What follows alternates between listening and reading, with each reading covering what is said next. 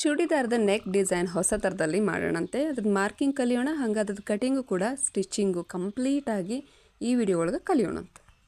Marking ಮಾಡುವಾಗ ನಾವು ಎಷ್ಟು ಇಂಚ್ ಲೆಂತನ್ನು ತೊಗೊಳ್ಬೇಕು, ಎಷ್ಟು ಇಂಚ್ ಡೌನನ್ನು ತೊಗೋಬೇಕು, ಎಷ್ಟು ಇಂಚ್ ವಿಡ್ತ್ ಬರುತ್ತೆ, ಅದನ್ನು ಕಂಪ್ಲೀಟಾಗಿ ಇವತ್ತು ಸ್ಟೆಪ್ ಬೈ ಸ್ಟೆಪ್ ಹೇಳ್ಕೊಡ್ತೀನಿ. ಈಗ ನಾನು ಚೂಡಿದಾರದ ಲೈನಿಂಗ್ ಮಾತ್ರ ತೊಗೊಂಡಿರೋದು. ಮೇನ್ ಫ್ಯಾಬ್ರಿಕ್ ಆಮೇಲೆ ಅಟ್ಯಾಚ್ನ ಮಾಡ್ಕೊಳ್ಳೋಣ. ಇದು ನಿಮ್ಗೆ ಹೈಲೈಟಾಗಿ ಕಾಣಿಸ್ಲಿ ಅನ್ನೋ ಕಾರಣಕ್ಕೋಸ್ಕರ ನಾನು ಈ ಲೈನಿಂಗ್ ಮೇಲೆ ಈಗ ಮಾರ್ಕ್ನ ಮಾಡತ್ತೀನಿ. ಇಲ್ಲ ಅಂತಂದ್ರೆ ನಾನೇನು ಮಾಡ್ತೀನಿ, ಕ್ಯಾನ್ವಾಸ್ ಏನು ಬರ್ತದಲ್ಲ ಫ್ಯೂಸಿಂಗ್ ಕ್ಯಾನ್ವಾಸ್ ಹಾಕಿದ್ರೇ ಈ ಕಟಿಂಗ್ಗಳಿಗೆ ನಮ್ಗೆ ಕರೆಕ್ಟಾಗಿ ಟರ್ನಿಂಗ್ ಬರೋದು. ಅವರು ರೆಡಿ ಸೈಜ್ ಕೊಟ್ಟಿರೋದು 6 ಇಂಚ್ 6.5 ಇತ್ತು. ರೆಡಿ ಸೈಜ್ 6.5 ಬರಬೇಕಾಗಿತ್ತು. ನಾನು ಹಾಗಾಗಿ ಅರ್ಧ ಇಂಚು ಮಾರ್ಜಿನ್ಗೆ ಹೋಗುತ್ತೆ. ಸೊ ಅದಕ್ಕಾಗಿ 6 ಇಂಚು ರೆಡಿ ಸೈಜ್ ತೊಗೊಳ್ತಿದ್ದೀನಿ. ಇನ್ನು ನೆಕ್ ವಿಡ್ತ್ ನಾನು ಇಲ್ಲಿ ತೊಗೊಂಡಿರೋದು 2.8 2.8ಕ್ಕೆ ತೊಗೊಂಡಿನಿ. 3 ಇಂಚಿಗೆ 2 ಪಾಯಿಂಟ್ ಅಷ್ಟೇ ಕಡಿಮೆ. ಈ ಥರ ಸ್ವಲ್ಪ ನಮಗೆ ಸ್ಟಾರ್ ಒಂದು ಶೇಪ್ಗಳಾಗಿರ್ಬೋದು, ಇನ್ನು ಪಂಚ್ ನೆಕ್ಗಳು ನಿಮ್ಗೆ ಸ್ವಲ್ಪ ಕಷ್ಟ ಆಗ್ತವೆ. ಟರ್ನಿಂಗ್ ಹೆಂಗೆ ತೊಗೋಬೇಕು, ಫ್ಯೂಸಿಂಗ್ ಎಲ್ಲ ಯಾವ ರೀತಿ ಕೊಡಬೇಕಂದ್ರೆ ಕ್ಯಾನ್ವಾಸ್ ಫ್ಯೂಸಿಂಗ್ ನಾನು ಹೇಳ್ತಿರೋದು. ಇದನ್ನು ಹೆಂಗೆ ಮಾಡಬೇಕು ಅಂತ ಹೇಳಿ 1-2 ಪ್ಯಾಟ್ರನ್ಗಳನ್ನ ಕಲ್ತ್ರಿ ಅಂದರೆ ಇದ್ರಾಗ ಎಷ್ಟೇ ಡಿಸೈನು, ಸ್ಟಾರ್ ಡಿಸೈನ್ಸು, ಪಂಚ್ ನೆಕ್ಗಳು ಮತ್ತು ಸ್ಕ್ವೇರು ನೀವು ಆರಾಮಾಗಿ ನೀವೇ ಕಟಿಂಗ್ ಮಾಡಿಕೊಂಡು ಮಾರ್ಕಿಂಗ್ ಹಾಕ್ಕೊಂಡು ಕಟಿಂಗ್ನ ಮಾಡ್ಬೋದು. ಸ್ಟಿಚಿಂಗ್ ಅಂತೂ ಇದನ್ನು ನೋಡಿದ್ರಿ ಅಂದರೆ ನಿಮ್ಗೆ ಗೊತ್ತಾಗುತ್ತೆ ಎಲ್ಲೆಲ್ಲಿ ನಾವು ಯಾವ್ಯಾವ ಥರ ತೊಗೊತೀವಿ, ಐರನ್ ಎಲ್ಲ ಯಾವ ಥರ ಮಾಡ್ಕೋತೀವಿ ಅನ್ನೋದು ಗೊತ್ತಾದ್ರೆ ಸಾಕು ನಿಮ್ಗೆ. ಬರೀ ವಿಡಿಯೋನ ಸ್ಟಾರ್ಟ್ ಮಾಡೋಣ. ನಾನು ಕೆಳಗಡೆಯಿಂದ 2 ಇಂಚಸ್ 2 ಇಂಚು ಮೇಲ್ಗಡೆ ತೊಗೊಳ್ತಾ ಇದ್ದೀನಿ. ಈಗ ಇಲ್ಲಿ ಸ್ಟ್ರೇಟ್ ಲೈನ್ ಡ್ರಾ ಮಾಡ್ಕೊರಿ. ಈಗ ಈ 2 ಇಂಚ್ ಆದಮೇಲೆ ಇಲ್ಲಿಂದ 1 ಇಂಚ್ ತೊಗೊತೀನಿ. ಇಲ್ಲಿಂದನೂ ತೊಗೋಬೋದು, ಬಟ್ ನಿಮ್ಗೆ ಇದು ಈಸಿ ಆಗಲಿ ಅಂತ ಹೇಳಿ ನಾನು ಇಲ್ಲಿಂದ 1 ಇಂಚನ್ನ ತೋರಿಸ್ತಾ ಇದ್ದೀನಿ. 1 ಇಂಚು ನಂತರ ಮತ್ತು ಕೆಳಗಡೆ 1 ಇಂಚ್ ಮತ್ತು ಡೌನ್ ತೊಗೊಳ್ತೀನಿ. ಅದೇ ಶೇಪ್ಗೋಸ್ಕರ ಇಲ್ಲಿಂದ ಇಲ್ಲಿಗೆ 1 ಇಂಚ್ ಡಿಫ್ರೆನ್ಸ್ ಇರಬೇಕು. ಎಸ್, ಇಲ್ಲಿ ನಾನು ಸ್ಟ್ರೇಟ್ ಲೈನನ್ನು ಡ್ರಾ ಮಾಡ್ಕೊಳ್ತಿದ್ದೀನಿ. ಕೆಳಗಡೆ ನಮ್ಗೆ ಸ್ಟಾರ್ ನೆಕ್ ಸ್ವಲ್ಪ ಡಿಸೈನ್ ಬರುತ್ತೆ ಮತ್ತು ಮೇಲ್ಗಡೆ ಕರ್ವಿಂಗ್ ಇರ್ತದೆ. ಅದಕ್ಕೆ ನೀವು ಕರ್ವಿಂಗ್ ಸ್ಕೇಲ್ ಯೂಸ್ ಮಾಡ್ಕೊಳ್ಳಿ. ಇಲ್ಲಿಂದ 1/2 ಇಂಚ್ ಅರ್ಧ ಇಂಚು ಮತ್ತು ಸ್ಟ್ರೇಟ್ ಲೈನು. ನಂತರ ಈಗ ಮತ್ತೆ 1/2 ಇಂಚು ಹೊರಗಡೆ ಅಂತೂ ಬಂದಿದ್ದೀವಿ. ನಾವೇನು ಮಾಡಬೇಕಂದ್ರೆ ಮೇಲ್ಗಡೆಯಿಂದ ಮತ್ತೆ ಇಲ್ಲಿ ಸ್ಟ್ರೇಟ್ ಲೈನನ್ನು ಡ್ರಾ ಮಾಡ್ಕೊಳ್ಳೋಣ. ಇದು ಡಿಸೈನ್ ಕಲ್ತ್ರಿ ಅಂದರೆ ನೀವು ಮೇಲ್ಗಡೆ ನಾವು ಕರ್ ತೊಗೊಂಡಾಗ ನೀವು ಅಲ್ಲಿ ವಿ ಶೇಪ್ನು ಇದನ್ನು ಮಾಡ್ಕೋಬೋದು. 1 ಇಂಚು ಇಲ್ಲಿ ನಾನು ಮತ್ತೆ ಹೊರಗಡೆ ಆ್ಯಡ್ ಮಾಡ್ಕೊಳ್ತಿದ್ದೀನಿ. ಇಲ್ಲಿಂದ ಇಲ್ಲಿಗೆ 1 ಇಂಚು ಮಾರ್ಕ್ನ ಹಾಕ್ಕೊಂಡಿದ್ದೀನಲ್ಲ, ಅಲ್ಲಿಗೆ ಮತ್ತೆ ಸ್ಟ್ರೇಟ್ ಲೈನನ್ನು ಡ್ರಾ ಮಾಡೋಣ. ಈಗ ವಿ ಶೇಪು, ಅಲ್ಲಿಂದ ವಿ ಶೇಪ್ನ ತೊಗೊಳ್ರಿ. ಇನ್ನು ಮೇಲ್ಗಡೆ ಕರ್ವಿಂಗ್ ಸ್ಕೇಲ್ನ ತೊಗೊಳ್ರಿ ಅಂತ ನಾನು ಪ್ರತಿ ಸಾರಿ ಹೇಳ್ತೀನಿ. ಆ ಒಂದು ಕರ್ವಿಂಗ್ ಸ್ಕೇಲ್ ಹೆಲ್ಪಿಂದ ನಾವು ಕರ್ವ್ನ ಮಾಡ್ಕೊಂಡ್ವಿ ಅಂದರೆ ಕರೆಕ್ಟಾಗಿ ಸಿಗುತ್ತೆ. ಡಿಫ್ರೆನ್ಸ್ ಇಲ್ಲಿಂದ 1 ಇಂಚು ಬೇಡ, 1 ಇಂಚಿಗೆ 1-2 ಗೆರೆ ಅಷ್ಟು ಕಡಿಮೆ ಕೊಡ್ರಿ. ಎಸ್, ನೋಡಿದ್ರಲ್ಲ ಎಷ್ಟು ಚಂದಿದೆ ಸ್ಟಾರ್ ಶೇಪ್ ಒಳಗೆ ಇವತ್ತು ನಾವು ಸ್ಟಿಚಿಂಗ್ ಮಾಡೋದು. ಫಸ್ಟ್ ನಾನು ಮತ್ತು ಇದನ್ನು ಪ್ರೆಸ್ ಮಾಡ್ಕೋತೇನೆ. ಇದ್ರ ಮೇಲೆ ಮತ್ತೆ ಮಾರ್ಕ್ನ ಮಾಡ್ತೀನಿ, ಯಾಕಂದ್ರೆ ಇನ್ನೊಂದು ಕಡೆ ಇದನ್ನು ಇಟ್ಟು ಪ್ರೆಸ್ ಮಾಡಬೇಕಲ್ವ. ಹಾಗಾಗಿ ಒಂದು ಕಡೆ ಅಂತೂ ಈಗ ಮಾರ್ಕಿಂಗ್ ಆಯಿತು. ಇನ್ನೊಂದು ಕಡೆ ಇದನ್ನು ನಾವೇ ಮಾರ್ಕ್ ಹಾಕಿದ್ವಿ ಅಂದರೆ ಬೈ ಹ್ಯಾಂಡ್ ಏನಾಗ್ತದೆ, ಕರೆಕ್ಟಾಗಿ ಶೇಪ್ ಸರಿಯಾಗಿ ಬರಲ್ಲ. ಅದಕ್ಕೆ ನಾನೇನು ಮಾಡ್ತೀನಿ, ಇದನ್ನೇ ಮತ್ತೆ ಒಂದು ಕಡೆ ಇನ್ನೊಂದು ಮುಖಕ್ಕೆ ಮುಖ ಇಟ್ಟು ಪ್ರೆಸ್ ಮಾಡಿದ್ವಿ ಅಂದರೆ ಅದು ಇನ್ನೊಂದು ಕಡೆ ಮೂಡ್ತದೆ. ಆವಾಗ ನಿಮಗೆ ಈಸಿಯಾಗಿಯೇ ಮಾರ್ಕ್ ಒಂದು ಕೆಲಸ ಕಡಿಮೆ ಆಯಿತು ಅಂತ ಅನಿಸ್ತದೆ. ಈಗ ನೋಡಿರಿ, ನಾವು ಈ ಥರ ಪ್ರೆಸ್ ಮಾಡಿದ್ವಿ ಅಂದರೆ ಇನ್ನೊಂದು ಕಡೆ ಅದು ಮೂಡಿದಾಗ ಈ ಶೇಪ್ನ ಕರೆಕ್ಟಾಗಿ ಕ್ಲಿಯರಾಗಿ ಇನ್ನೊಂದು ಶೇಪಲ್ಲಿ ಹಾಕ್ಕೊಂಡು ಬಿಡ್ರಿ ನೀವು ಮಾರ್ಕರ್ ತೊಗೊಂಡು. ವಿಡಿಯೋ ಇಷ್ಟ ಆಗಿತ್ತಂದ್ರೆ ಲೈಕ್ ಮಾಡೋದನ್ನು ಮರಿಬೇಡ್ರಿ. ಇದೇ ಕ್ಯಾನ್ವಾಸ್ ಫ್ಯೂಸಿಂಗು. ಕ್ಯಾನ್ವಾಸ್ದು ಬ್ಲೌಸ್ ಕೊಡ್ಲಿಕ್ಕೋಸ್ಕರ ಫ್ಯೂಸಿಂಗ್ ಅಂದರೆ ಈಗ 2 ಥರ ಬರ್ತವೆ. ಒಂದು ಸಾಫ್ಟ್ ಬಟ್ಟೆದು ಬರ್ತದೆ. ಇದು ಬಟ್ಟೆ ಹೆಂಗಂದ್ರೆ ಒಂಥರ ಪೇಪರ್ ಥರ ಇರುತ್ತೆ.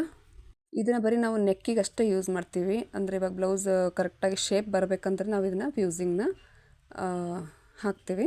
ಕ್ಯಾನ್ವಾಸ್ ಫ್ಯೂಸಿಂಗ್ ಅಂತ ಹೇಳ್ರಿ. ಅದರ ಸೇಮ್ ನಾವು ಏನು ತೊಗೊಂಡಿದ್ವಿ ಅಲ್ಲ, ಅದೇ ಅಳತೆನೇ ಇದ್ರ ಮೇಲೆ ಹಾಕ್ಕೊಳ್ಳೋದು. ನಾನು ಡೈರೆಕ್ಟಾಗಿಯೇ ಇದ್ರ ಮೇಲೆ ಹಾಕಿ ಕಟ್ ಮಾಡಿಬಿಡ್ತೇನೆ. ಬಟ್ ನಿಮ್ಗೆ ಇಲ್ಲೇನಾಗ್ತದಂದ್ರೆ ಎಲ್ಲ ಎಷ್ಟೆಷ್ಟು ಭಾಗದೊಳಗೆ ಎಷ್ಟೆಷ್ಟು ಕರೆಕ್ಟಾಗಿ ಕೂಡ್ತದೆ ಅನ್ನೋದನ್ನು ಕನ್ಫ್ಯೂಷನ್ ಆಗಬಾರ್ದು ಅನ್ನೋ ಕಾರಣಕ್ಕೋಸ್ಕರ ನಾನೀಗ ಕ್ಯಾನ್ವಾಸ್ ಮೇಲೂ ಹಾಕೋದು ತೋರಿಸ್ಲಿಕ್ಕತ್ತೀನಿ ಮತ್ತು ಲೈನಿಂಗ್ ಮೇಲೂ ಹಾಕೋದು ತೋರಿಸತ್ತಿದ್ದೆ. ನಿಮಗೆ ಹೆಂಗೆ ಆರಾಮ ಅನ್ನಿಸ್ತದಲ್ಲ ಹಂಗೆ ಮಾಡ್ಕೋರಿ. ಈಗ ಸೇಮ್ ಅದೇ ರೀತಿಯೇ 2 ಇಂಚು ಇಲ್ಲಿ ಒಂದು ಸ್ಟ್ರೇಟ್ ಲೈನನ್ನು ಡ್ರಾ ಮಾಡಿಕೊಂಡು ನಂತರ ಮತ್ತು ಈಗ ಇಲ್ಲಿಂದ 1 ಇಂಚು ಮತ್ತು 1 ಇಂಚ್ ಡೌನು, ಇಲ್ಲಿಂದ ಅರ್ಧ ಇಂಚು ಇದನ್ನು ಶೇಪ್ನ ಇಲ್ಲಿಂದ ಕರೆಕ್ಟಾಗಿ 1 ಇಂಚ್ ತೊಗೊಂಡು ಸೇರಿಸೋಣ. ಮತ್ತು ವಿ ಶೇಪು ನಾನು ಇದ್ರ ಬಗ್ಗೆ ನಿಮ್ಗೆ ಲೈನಿಂಗ್ ಒಳಗೆ ಹೇಗೆಲ್ಲ ಹಾಕ್ಬೇಕಂತ ಹೇಳಿದ್ನಲ್ಲ ಅದೇ ರೀತಿನ ಇಲ್ಲೂ ಕೂಡ ಮಾಡಿಕೊಂಡು ಅರ್ಧ ಇಂಚು ಕರೆಕ್ಟಾಗಿ ಅದೇನು ಬಂದದಲ್ಲ ನಾವು ಮಾರ್ಕಿಂಗ್ ಹಾಕಿದ್ರ ಮೇಲೇ ಒಂದು ಅರ್ಧ ಇಂಚ್ ಬಿಟ್ಟು ಕ್ಯಾನ್ವಾಸ್ ಫ್ಯೂಸಿಂಗನ್ನು ಕಟ್ಟಿಂಗ್ ಮಾಡ್ತೀವಿ. ಈಗ ಹೊರಗಡೆ ಏನು ಲೈನ್ ಬಂದದಲ್ಲ ಅದಷ್ಟು ಪೂರ್ತಿ ನಾನು ಕಟ್ಟಿಂಗ್ ಮಾಡಿಕೊಂಡು ಈ ಕ್ಯಾನ್ವಾಸ್ ಫ್ಯೂಸಿಂಗ್ನ ರೆಡಿ ಮಾಡ್ಕೊಂಡಿನಿ. ಮೇಲ್ಗಡೆ ಇದನ್ನು ಕಟ್ಟಿಂಗ್ ಮಾಡ್ಕೊಳ್ಳೋಣ ಮತ್ತು ಒಳಗಡೆ ಬಂದಿರೋಂಥ ಶೇಪ್ನು ಕೂಡ ಕರೆಕ್ಟಾಗಿ ಅದು ಎಲ್ಲಿಗೆ ಬಂದದಲ್ಲ ಆ ಶೇಪ್ಗೆ ಸರಿಯಾಗಿ ಕಟ್ಟಿಂಗ್ನ ಮಾಡ್ಕೊಳ್ಳೋಣ. ಈ ವಿಡಿಯೋ ಯಾರೆಲ್ಲ ಬಂದು ನೋಡ್ತಾ ಇದ್ದೀರಿ ಬಿಗಿನರ್ಸಿಗೆ, ಸೊ ಅವ್ರಿಗೆ ಹೇಳೋದೇನೆಂದರೆ ಸಬ್ಸ್ಕ್ರೈಬ್ ಮಾಡ್ಕೊಂಡು ನೋಡಿರಿ, ನೆಕ್ಸ್ಟ್ ವಿಡಿಯೋಗಳು ನಿಮ್ಗೆ ಫಸ್ಟ್ ಬರ್ತಾವೆ. ನೋಡಿದಲ್ಲ ಎಷ್ಟು ಚಂದ ಶೇಪ್ ಬಂತು. ಇದೇ ಥರನ ನೀವು ಸಾಕಷ್ಟು ಶೇಪ್ಗಳನ್ನ ಒಂದೆರಡು ಕಲ್ತ್ರಿ ಅಂದ್ರೆ ಸಾಕಷ್ಟು ಶೇಪ್ಗಳನ್ನ ನೀವೇ ಮಾಡ್ಕೋಬೋದು. ಈಗ ನಾನು ಲೈನಿಂಗ್ ಮೇಲೆ ಇದನ್ನು ಫ್ಯೂಸಿಂಗ್ನ ಈ ಥರ ಇಟ್ಕೊಂಡು ಸ್ವಲ್ಪ ನಿಮ್ಗೆ ಟ್ರಿಕ್ಸ್ ಗೊತ್ತಾದರೆ ಸಾಕು. ನೋಡಿರಿ ಅಕ್ಕಪಕ್ಕ ಈಗ ನಮ್ಗೆ ಅರ್ಧ ಇಂಚ್ ಬೇಕು, ಅದನ್ನು ನೋಡಿಕೊಂಡೇ ಬಟ್ಟೆನ ಹಾಕ್ರಿ. ಇಲ್ಲೆಲ್ಲ ನಮ್ಗೆ ಅರ್ಧ ಇಂಚ್ ಎಕ್ಸ್ಟ್ರಾ ಬಟ್ಟೆ ಬೇಕೇ ಬೇಕು. ಈಗ ನಾನು ಇದನ್ನ ಐರನ್ ಮಾಡ್ತೀನಿ, ಯಾಕಂದ್ರೆ ಕರೆಕ್ಟಾಗಿ ಲೈನಿಂಗಿಗೆ ಇದು ಹಿಡ್ಕೊಂಡು ಬಿಡ್ತದೆ. ಅದು ಕಾರಣಕ್ಕೋಸ್ಕರ ನಾನೇನು ಐರನ್ ಮಾಡ್ಕೊತೀನಿ. ನೀವು ಐರನ್ ಮಾಡದೆ ಇದಕ್ಕೆ ಗ್ಲೂನು ಹಚ್ಚಿ ಅಟ್ಯಾಚ್ ಮಾಡ್ಬೋದು. ಬಟ್ ಏನಾಗ್ತದೆ ಅಂದರೆ ಗ್ಲೂ ಬಹಳ ಹಸಿಯಾಗಿ ಬಟ್ಟೆನೂ ಚಲೋ ಬಟ್ಟೆನೂ ಹಾಳು ಮಾಡಿಬಿಡ್ತದೆ. ಕ್ಯಾನ್ವಾಸ್ ಬಿಟ್ಟು ಅರ್ಧ ಇಂಚು ಹೊರಗಡೆ ಪೂರ್ತಿ ಇದನ್ನು ಕಟಿಂಗ್ ಮಾಡ್ಕೊರಿ. ಎಲ್ಲಿ ಕಟಿಂಗ್ ಮಾಡಬೇಕು, ಏನಿದೆ ಟರ್ನಿಂಗ್ ಹೆಂಗೆ ಅನ್ನೋದು ಸ್ಟಿಚಿಂಗಲ್ಲೂ ಹೇಳ್ಕೊಡ್ತೀನಿ ನಾನು. ಸೊ ಮೇಲ್ಗಡೆ ನಮ್ಗೆ ಬಟ್ಟೆ ಬೇಡ, ಹೆಂಗೆ ಮಾಡ್ಕೊಂಡು ಏನು ಮಾಡಿರಿ ಒಂದಕ್ಕೊಂದು ಸೇರಿಸಿ ಇಲ್ಲಿ ನಾಚನ್ನು ಹಾಕ್ಕೊಳ್ರಿ. ಅದರಿಂದ ಏನಾಗ್ತದೆ ನಿಮ್ಗೆ ಸರಿಯಾಗಿ ಮಿಡಲ್ ಪಾಯಿಂಟ್ ಅನ್ನೋದು ಸಿಗುತ್ತೆ. ಇನ್ನು ಈ ಬಟ್ಟೆ ನಾವು ಟರ್ನ್ ಮಾಡಬೇಕಲ್ಲ, ಅದಕ್ಕೆ ಇಲ್ಲಿ ಕಂಪ್ಲೀಟಾಗಿ ನಾಚ್ಗಳನ್ನ ಹಾಕೋಣ. ಈ ಥರ ಕಟಿಂಗ್ ಮಾಡಿಕೊಂಡು ನೀವು ಗ್ಲೂನ ಹಚ್ಕೊಂಡಿದ್ದನ್ನ ಫಿಕ್ಸ್ ಮಾಡ್ಕೋಬೋದು. ಬಟ್ ನಾನಿಲ್ಲಿ ಸ್ಟಿಚಿಂಗ್ ಮಾಡಿಬಿಡ್ತೀನಿ. ಈ ಥರ ಕಟಿಂಗ್ ಮಾಡೋದ್ರಿಂದ ನೋಡಿರಿ ಅದು ಯಾವ ರೀತಿ ಕ್ಯಾನ್ವಾಸ್ ಶೇಪ್ ಇರುತ್ತಲ್ಲ ಅದೇ ರೀತಿಗೆ ಅದು ಹೊಂದ್ಕೊಳ್ಳಿಕ್ಕೆ ಸ್ಟಾರ್ಟ್ ಮಾಡುತ್ತೆ. ಹಾಗಾಗಿ ನಾವು ಟರ್ನಿಂಗಲ್ಲಿ ಇಲ್ಲಿ ನಾಚ್ಗಳನ್ನ ಹಾಕ್ಕೊಳ್ಳೋದು. ಕಂಪ್ಲೀಟಾಗಿ ಈ ಥರ ಟರ್ನಿಂಗ್ ಬಂದಾಗ ಮಾತ್ರ ಸರಿಯಾಗಿ ಹೊರಗಡೆ ಬಟ್ಟೆ ಬರದೇ ಇರೋ ರೀತಿ ಟರ್ನನ್ನು ಮಾಡಿಕೊಂಡು ಸ್ಟಿಚ್ ಮಾಡ್ಕೊರಿ. ಈ ವಿಡಿಯೋ ಎಷ್ಟು ಆಗಿತ್ತು ಅಂದರೆ ಲೈಕು ಮತ್ತು ಶೇರ್ ಮಾಡಿರಿ. ಯಾರೆಲ್ಲ ಕಲಿತಾ ಇದ್ದಾರಲ್ಲ ಅವ್ರಿಗೆ ಶೇರ್ ಮಾಡಿರಿ. ಈ ಥರ ಪ್ಯಾಟ್ರನ್ಗಳು ಒಂದೆರಡು ಕಲ್ತ್ರೆ ಅವರು ಸಾಕಷ್ಟು ಪ್ಯಾಟ್ರನ್ಗಳು ಅವರು ಓನ್ ಆಗಿ ಮಾಡ್ಬೋದು. ಲೈನಿಂಗು ಮತ್ತು ಮೇನ್ ಫ್ಯಾಬ್ರಿಕ್ಕಿಗೆ ನಾನು ಜಾಯಿಂಟ್ ಮಾಡಿ ಸ್ಟಿಚ್ನ ಮಾಡ್ಕೊಂಡಿದ್ದೀನಿ. ಎರಡೂ ಜಾಯಿಂಟ್ ಮಾಡ್ಕೊರಿ. ನಂತರ ಏನು ಮಾಡೋದು, ಎರಡು ಸೇರಿಸಿ ಈಗ ಎಲ್ಲಿ ಹೆಚ್ಚು ಬಟ್ಟೆ ಬಂದಿರ್ತದಲ್ಲ ಅದನ್ನು ಕಟ್ ಮಾಡಿ ತೆಗಿರಿ. ಇವಾಗ ಸರಿಯಾಗಿ ಇವನ್ನಾಗಿ ಮಾಡಿಕೊಂಡು ನಾವು ಮಿಡ್ಲಲ್ಲಿ ಒಂದು ನಾಚನ್ನ ಹಾಕೋಣ. ಅಂದರೆ ನಮ್ಗೆ ಕರೆಕ್ಟಾಗಿ ಮೇನ್ ಒಂದು ಮಾರ್ಕ್ ಸಿಕ್ತು ಅಂದರೆ ಮಿಡಲ್ ಪಾಯಿಂಟ್ ಬೇಕಾಗ್ತದೆ. ನಮ್ಗೆ ಎಲ್ಲಿ ಸೇರಿಸ್ಬೇಕು ಅನ್ನೋದು ಗೊತ್ತಾಗಂಗಿಲ್ಲಲ್ಲ ಬಿಗಿನರ್ಸಿಗೆ. ಇದು ನಾಚ್ಗಳನ್ನ ಹಾಕ್ಕೊಳ್ಳೋದ್ರಿಂದ ನಿಮ್ಗೆ ಈಸಿ ಆಗ್ತದೆ ಮಿಡಲ್ ಪಾಯಿಂಟು. ಮತ್ತು ಹಿಂಗೆ ಇರುವಂಥ ಪಿನ್ಸ್ ಏನಾದರೂ ಇದ್ದರೆ ತೊಗೊಂಡು ಎರಡು ಅಟ್ಯಾಚ್ನ ಮಾಡಿಕೊಡ್ರಿ. ಅಂದರೆ ಮೇನ್ ಫ್ಯಾಬ್ರಿಕ್ಕು, ಲೈನಿಂಗು ಮತ್ತು ನಾವು ಈಗೇನು ಫ್ಯೂಸಿಂಗ್ ಮಾಡಿದ್ದೀವಲ್ಲ ರೆಡಿ, ಇದು 3 ಬಟ್ಟೆ ಇಲ್ಲಿ ಅಟ್ಯಾಚ್ ಆಗಬೇಕು. ಬರೀ ಸ್ಟಾರ್ಟ್ ಮಾಡೋಣ ಈಗ ಸ್ಟಿಚಿಂಗ್ನ.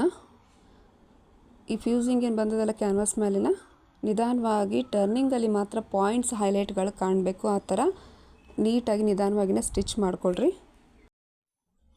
ಟರ್ನಿಂಗಲ್ಲಿ ಸ್ಟಾರ್ ಶೇಪ್ ಏನು ಬಂದದಲ್ಲ ಆ ಶೇಪು ಒಂದು ಕಡೆ ಹೆಚ್ಚು ಒಂದು ಕಡೆ ಕಡಿಮೆ ಬರಬಾರ್ದು. ಆ ಥರ ನೋಡಿಕೊಂಡು ಈವನ್ ಆಗಿನೇ ಸ್ಟಿಚ್ ಮಾಡ್ಕೊರಿ.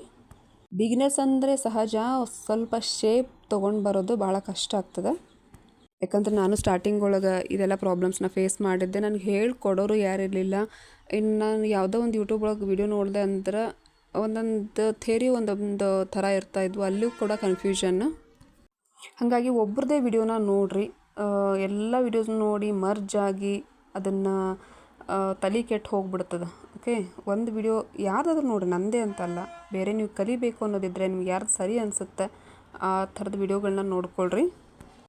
ಈಗ ನಾನು ಇನ್ನೊಂದು ಸ್ಟಿಚ್ನ ಹಾಕ್ಕೊಳ್ತೀನಿ. ಯಾಕಂದರೆ ಇದು ಸಿಕ್ಕಾಪಟ್ಟೆ ಟರ್ನಿಂಗಲ್ಲಿ ಬಟ್ಟೆ ಹೊರಗೆ ಬಂದುಬಿಡ್ತದೆ. ಹಾಗಾಗಿ ಡಬಲ್ ಸ್ಟಿಚ್ಚು ಇಲ್ಲಿ ಬೇಕೇ ಬೇಕು. ಈ ಥರ ಸ್ಟಾರ್ ನೆಕ್ಗಳಾಗಿರ್ಬೋದು, ಪಂಚ್ ನೆಕ್ಗಳಾಗಿರ್ಬೋದು. ರೌಂಡ್ ನೆಕ್ ಇದ್ದರೆ ಕಾಮನ್ ಆಗಿ ಒಂದು ಸ್ಟಿಚ್ ಮಾಡಿ ನೀವು ಉಲ್ಟಾ ಮಾಡ್ಬೋದು. ಬಟ್ ಇದು ಸ್ಟಾರ್ ನೆಕ್ ಇರೋದ್ರಿಂದ ನಮಗೇನಾಗ್ತದೆ ಇಲ್ಲಿ ಡಬಲ್ ಸ್ಟಿಚ್ ಅನ್ನೋದು ಬೇಕಾಗುತ್ತೆ.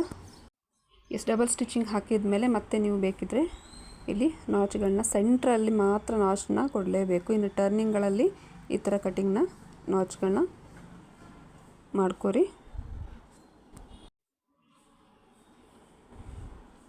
ಮೇಲೆ ರೌಂಡ್ ಏನು ಬಂದದಲ್ಲ ಅಲ್ಲಿ ನೀವು ವಿ ಶೇಪ್ನು ಕೊಟ್ಕೋಬೋದು. ಬಟ್ ಸ್ವಲ್ಪ ನೀವು ಕ್ಯಾನ್ವಾಸ್ಗಳನ್ನ ಹೆಂಗೆ ಟರ್ನ್ ಮಾಡಬೇಕು, ಅದಕ್ಕೆ ಐರನ್ ಯಾವ ಥರ ಇರ್ತದೆ, ಕ್ಯಾನ್ವಾಸ್ ಹಾಕಿದ ಮೇಲೆ ಅದಕ್ಕೆ ಲೈನಿಂಗಿಗೆ ಹೆಂಗೆ ಅಟ್ಯಾಚ್ ಮಾಡಬೇಕು ಅನ್ನೋದು ಸ್ವಲ್ಪ ಗೊತ್ತಾದರೆ ಸಾಕು.